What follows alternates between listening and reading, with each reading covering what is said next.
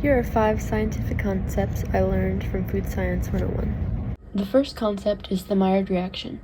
This is a chemical reaction that occurs when enough heat is applied to a substance that contains both carbohydrates as well as proteins. This brings out the color, flavor, and aroma.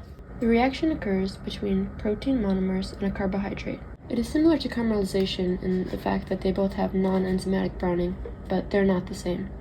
Caramelization is a change in the chemistry of a carbohydrate alone when heat is applied. The next concept is fermentation. Chemical fermentation is a metabolic process where microorganisms aid in the conversion of molecules into acids, gases, or alcohol when oxygen is absent. The lack of oxygen makes this process anaerobic. Cells extract energy from carbohydrates when oxygen and other electron acceptors are not present. The third concept deals with eggs and vaccines. Scientists can use eggs for vaccine production. For over 70 years, most of the flu vaccines in the U.S. have been produced using egg-based manufacturing methods. Flu vaccine productions begins with the CDC or the World Health Organization predicting what strain of influenza will be most prevalent during the flu season.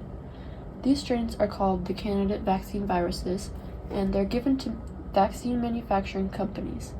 The companies then take the candidate vaccine viruses and inject them into eggs that have already been fertilized.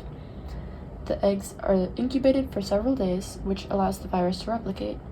The viruses are then extracted from the eggs and inactivated or weakened to produce the nasal spray vaccine. The final 2 concepts deal with cakes and cookies. So, in the production of cakes and cookies, there's the question of fats versus lipids. And cake batter is more liquid compared to cookie dough, because cakes often use liquid oil as the lipid, which produces a moist cake.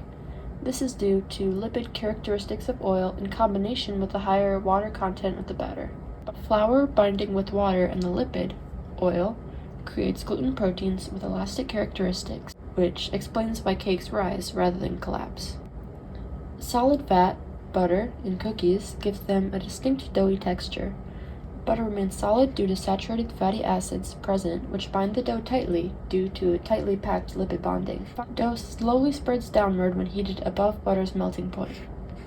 And the final concept is moisture content and water activity. The moisture content of cakes and cookies are quite different despite containing many of the same ingredients. Cookies have a lower water content, around 6%, but this can vary based on how long they're baked and how soft or hard they are. Softer cookies have higher moisture contents, and hard cookies have lower. Because of this, hard cookies have a longer shelf life. In comparison, cakes have a much higher moisture content and water activity. A cake's ideal moisture content is around 25 to 30%. Important factors to achieve this percentage are the batter's flour to liquid ratio, the baking temperature, and how long it's baked. Cakes have a much shorter shelf life than cookies and should be stored in the fridge. And those are 5 concepts that I learned in Food Science 101.